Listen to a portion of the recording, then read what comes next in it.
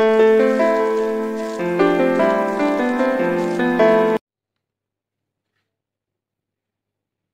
এটা হচ্ছে কি ফার্স্ট 17-18 ফিজিক্সের কোশ্চেন সলভ। এটা হচ্ছে আমাদের পার্ট 2। পার্ট 1 আমরা কি করছিলাম 11 থেকে 15 পর্যন্ত সলভ করছিলাম। এই পার্টে আমরা কি করব 16 থেকে 20 পর্যন্ত সলভ করব, ঠিক আছে। আচ্ছা, এখানে প্রশ্নে 16 নাম্বার প্রশ্নে কি বলছে? প্রশ্নে বলছে নিউট্রনের ভর ইলেকট্রনের ভরের কত গুণ? 1840 গুণ, ঠিক আছে। প্রশ্ন আমাকে জিজ্ঞেস করছে ইলেকট্রনের কম্পটন তরঙ্গ দৈর্ঘ্য নিউট্রনের কম্পটন তরঙ্গ দৈর্ঘ্যের কত গুণ হবে, ঠিক আছে। কম্পটন তরঙ্গ দৈর্ঘ্য তো আমরা সবার জানা আছে, এবং কম্পটন তরঙ্গ দৈর্ঘ্যের সূত্রটা কি ছিল? ডেল ল্যামডা সমান সমান কি ছিল? h divided by m not into c 1 minus cos square lambda বা থিটা, যেটাই যে বলে। আমাদের কম্পটন তরঙ্গ দৈর্ঘ্য ক্যালকুলেট করার সূত্রটা কি ছিল? তরঙ্গ দৈর্ঘ্যের পার্থক্য সমান সমান h divided by m not into c 1 minus cos square lambda, ঠিক আছে। তো এখন আমাকে কি বলতেছে নিউট্রনের ভর ইলেকট্রনের ভরের কত গুণ? 1840 গুণ।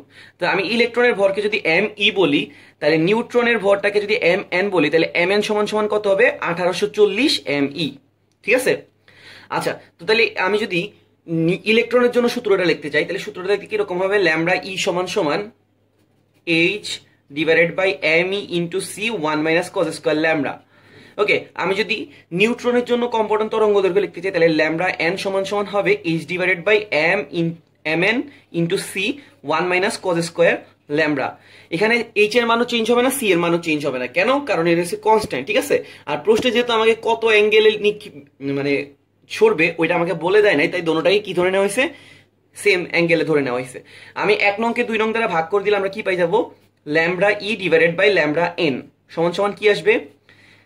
h divided by m e into c h divided by m n into c। R 1 minus cos square lambda 1 minus cos square lambda কি হবে? কাটাকাটি চলে যাবে। সিমিলারলি h h কাটা যাবে, c c কাটা চলে যাবে। উল্টাই দিলে উপরে উঠে যাবে কি m n, নিচে চলে আসবে কি m e, ঠিক আছে।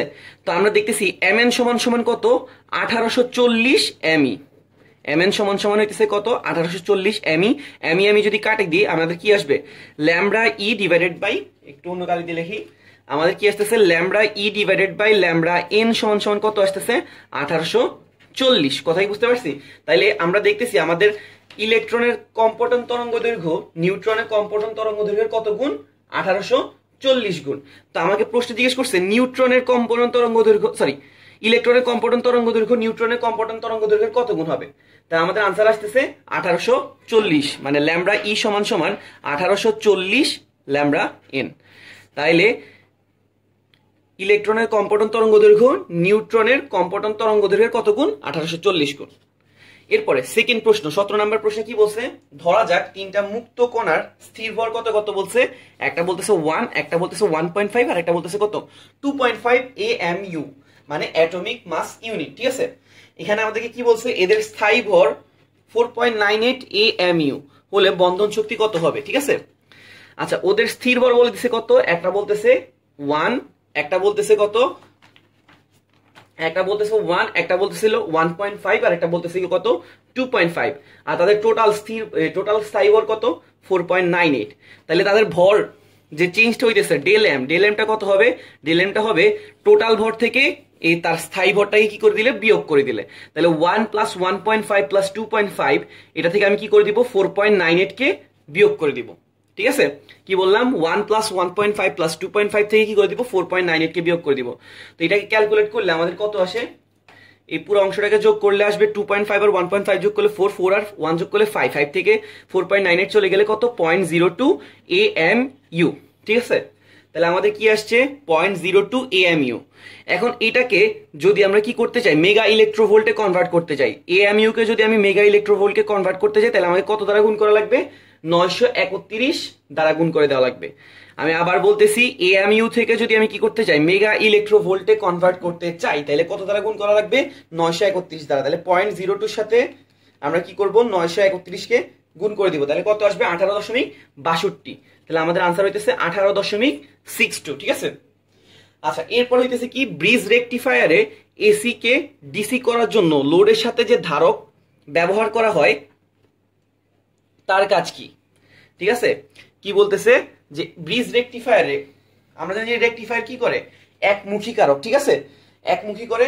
তো ব্রিজ রেকটিফায়ারে এসি কে ডিসি করার জন্য লোডের সাথে যে ধারকগুলো ব্যবহার করা হয় তার কাজ কি? আমরা জানি যে যদি আমরা এসি কে ডিসি করি আমাদের ইয়াটা দেখতে কি রকম হবে, দেখতে আচ্ছা আমাদের আউটপুটটা দেখতে কি রকম হবে? ব্রিজ রেকটিফায়ারের এসি কে ডিসি করলে এটার আউটপুটটা দেখতে এইরকম এরকম এরকম এরকম হবে, ঠিক আছে? তো আমরা দেখতেছি কিছু অংশে বেশি আছে, কিছু অংশে কি আছে, কম আছে।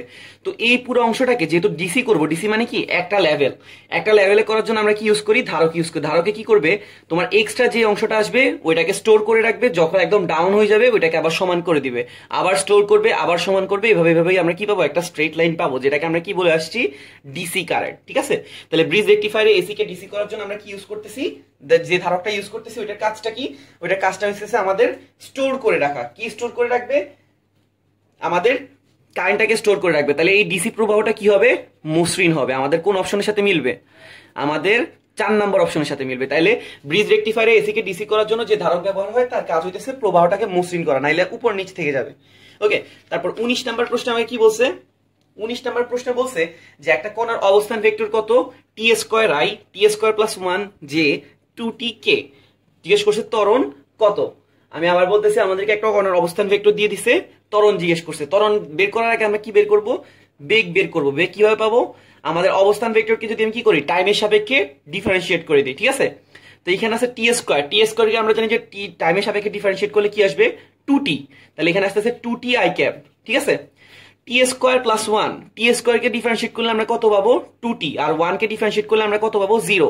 তাহলে 2টি প্লাস 0 জে ক্যাপ। ওকে, আবার টি এর সাপেক্ষে যদি আমি 2টি কে ডিফারেন্সিয়েট করি, 2টা বের হয়ে যাবে, টি এর ডিফারেন্সিয়েট করলে কি আসবে? 1। তাহলে এখানে কি আসতেছে? 2 কে ক্যাপ। ওকে, তাহলে ভিটা কি আসতেছে? 2টি আই ক্যাপ, 2টি জে ক্যাপ আর 2 কে ক্যাপ। এবার আমরা কি বের করব? এ বের করব। এ হইতেছে কি? বেগের একবার ডিফারেন্সিয়েশন, ঠিক আছে? তা আমরা যদি 2টি আই ক্যাপ কে মানে 2টি কে যদি ডিফারেন্সিয়েট করতে যাই, তাহলে 2টা বের হয়ে যাবে, টি এর ডিফারেন্সিয়েশন করলে কি আসবে? 1। তার মানে আমাদের কি আসবে? শুধু 2 আই ক্যাপ। ওকে, এখানে আবার 2টি আছে, এখানে 2টি কে আবার ডিফারেন্সিয়েট করার সময় 2 বের হয়ে যাবে, টি এর ডিফারেন্সিয়েশন কত হবে? 1। তাহলে এখানে আসতেছে 2 জে ক্যাপ। আর এখানে শুধু 2 আছে, শুধু 2 এর ডিফারেন্সিয়েট করলে কি আসবে? 0। তাহলে আমাদের এই ভেক্টরটা কি আসতেছে? আমাদের এই ভেক্টরটা আসতেছে, এই ভেক্টরটা আসতেছে 2 I cap plus 2 J cap, ঠিক আছে? 2 I cap plus 2 J cap. তো প্রশ্নে আমার কাছে কি চাইছে? ত্বরণ চাইছে। ত্বরণের মান আর কি? এটা হইতেছে আমাদের ত্বরণ ভেক্টরটা। ত্বরণের যদি আমি মান বের করতে যাই, তাহলে মান কিভাবে বের করব? আমরা জানি যে আই এর সহগকে স্কয়ার করে দিব, জে এর সহগকে স্কয়ার করে দিব, কে এর সহগকে স্কয়ার করে দিব। যেহেতু কে নাই তার মানে এটা কত? 0। তাহলে এখানে আসতেছে কত? √8। এটাকে আমরা কি লিখতে পারবো? 2√2। ওকে, আমি আরেকবার বলি, আমাকে একটা কণার অবস্থান ভেক্টর দিয়ে দিছে, এটা ত্বরণ বের করতে বলছে, ঠিক আছে? তো আমরা কি করছি? একবার ডিফারেন্সিয়েট করে বেগ বের করছি, দুইবার ডিফারেন্সিয়েট করে ত্বরণ বের করছি। ত্বরণ দেখলাম যে এটা ভেক্টর রাশি, এটাকে মান কিভাবে ক্যালকুলেট করব? আই এর সহগ স্কয়ার, জে এর সহগ স্কয়ার আর কে এর সহগ স্কয়ার, ঠিক আছে? আচ্ছা, এরপরে হচ্ছে আমাদের লাস্ট প্রশ্ন 20 নাম্বার। 20 নম্বরে কি বলছে? এই একটা ভেক্টর হয় এবং এই ভেক্টরটার মান কত? সরি, একক কত বলতেছে? Metre square, per metre square. তবে আমাকে জিজ্ঞেস করছে ডেল ক্রস এ ভেক্টর, আবার সামনে এদের ক্রস গুণ করার পর যে ভেক্টর রাশিটা আসবে তার সাথে আবার এই ভেক্টরটা কি করতে? ডট গুণ করতে, ঠিক আছে?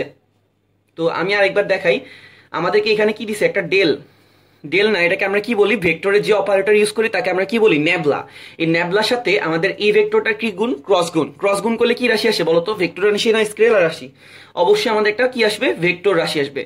এই ভেক্টর আউটপুটের সাথে আবার এই ন্যাবলা অপারেটরটা কি করবো? আমরা ডট গুণ করব। তাহলে আমরা জানি ভেক্টর ভেক্টর ডট গুণ করলে আনসারটা কি আসবে? স্কেলার, ঠিক আছে? তার মানে আমাদের টোটাল আনসারটা কি আসবে? স্কেলার।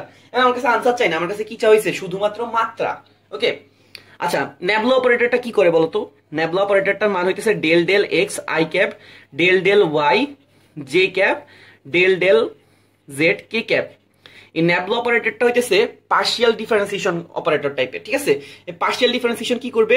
এইখানে যখন বসবে তখন এখানে একমাত্র চলক থাকবে এক্স, বাকিগুলা কি হবে? ধ্রুবক। এই রাশির মধ্যে অপারেটরটার মধ্যে যখন কোন একটা ফাংশন বসবে একমাত্র চলক থাকবে ওয়াই, বাকিরা হবে ধ্রুবক। এই ডেল ডেল জেড এর মধ্যে যখন কোন একটা অপারেটরের মধ্যে কোন একটা ফাংশন বসবে তখন একমাত্র চলক থাকবে জেড, বাকিটা কি থাকবে? ধ্রুবক, ঠিক আছে? তাহলে এই del del x, del del y, del del z এই অপারেটরটার মধ্যে এই একটা ভেক্টর রাশি কি হইতেছে? ইনপুট দিতেছি, ঠিক আছে। ইনপুট দিলে কি হবে, আমাকে আউটপুটে কি দেখাবে, আউটপুটে আমাকে ডিফারেন্সিয়েশন করা রাশিটা দেখাবে। যদি আমি কি করি, এই ডেল ডেল এক্স এর মধ্যে মিটার পার মিটার স্কয়ারকে ঢুকাইবে, ঠিক আছে। তাহলে কি হবে, আমাদের কি আসবে, এটাকে ডিফারেন্সিয়েট করলে কি আসবে, এটাকে ডিফারেন্সিয়েট করলে আসবে -2 m⁻² -1, তার মানে আমাদের আসবে -2 m⁻³ ঠিক আছে। কি বললাম, যদি আমি এই ন্যাবলা অপারেটরটার মধ্যে আমি কি করি, আমাদের যে ইনপুটের রাশিটা দেওয়া আছে, ইনপুটের রাশিটা কি দেওয়া আছে, একক দেওয়া আছে কত, m⁻², তাহলে এটা কি হয়ে যাবে, একবার ডিফারেন্সিয়েশন হয়ে আউটপুট দেখাবে, তাহলে কি আসবে -2 m⁻³ ওকে। তারপরে দেখো বাইরে আরেকবার ন্যাবলা অপারেটর আছে, তাকে আবার ডিফারেন্সিয়েশন করতে বলা হয়েছে, তাহলে -2 m⁻³ এটাকে যদি আমি আবার ডিফারেন্সিয়েট করি কি আসবে, -2টা বের হয়ে যাবে, আর -3 এর ডিফারেন্সিয়েট করলে আমরা কি পাবো, সরি m⁻³ ডিফারেন্সিয়েট করলে আমরা পাবো -3 m⁻⁴, তাহলে -2 আর -3 গুণ হয়ে গেলে কি হয়ে যাবে 6 m⁻⁴। তাহলে আমাদের আউটপুটটা, পুরো টোটাল আউটপুটটা কি দেখাবে, 6 m⁻⁴। প্রশ্নে আমার কাছে কি চাওয়া হয়েছে, শুধুমাত্র মাত্রা, মাত্রা মানে কি, এটা রাশিটার যে এককটা আসবে ওই এককটার কথা বলছে, তো আমাদের মাত্রা কত আসতেছে, m⁻⁴, এটাকে আমরা কি বলবো, আনসার, ঠিক আছে। তো আমি আরেকবার বলি, আমাকে প্রশ্নে কি বলছে, একটা ভেক্টর রাশি বলছে এ, ঠিক আছে, এটা বলছে যে কি একটা ভেক্টর ক্ষেত্র এবং এর মান হইতেছে কত, এর একক হইতেছে m⁻²। তার আগে দেখতেছি একবার তার সাথে আমি ক্রস প্রোডাক্ট করছি, একবার ডট প্রোডাক্ট করছি, ঠিক আছে। তো ক্রস হোক ডট হোক, এখানে অলরেডি কি হইতেছে, একটা ন্যাবলা অপারেটর মানে ভেক্টর, সরি ডিফারেন্সিয়াল অপারেটরের মধ্যে আমাদের ভেক্টর রাশিটা যাইতেছে, কয়বার যাইতেছে, দুইবার। তাহলে একবার ডিফারেন্সিয়েট করছে এর আমাদের আসছে -2 m⁻³ আর একবার ডিফারেন্সিয়েট করতে আসছে কি আসছে 6 m⁻⁴। তা আমাকে প্রশ্নে শুধুমাত্র কি জিজ্ঞেস করছে, মাত্রা জিজ্ঞেস করছে, তাহলে আমাদের আনসার হবে কত, m⁻⁴, ঠিক আছে।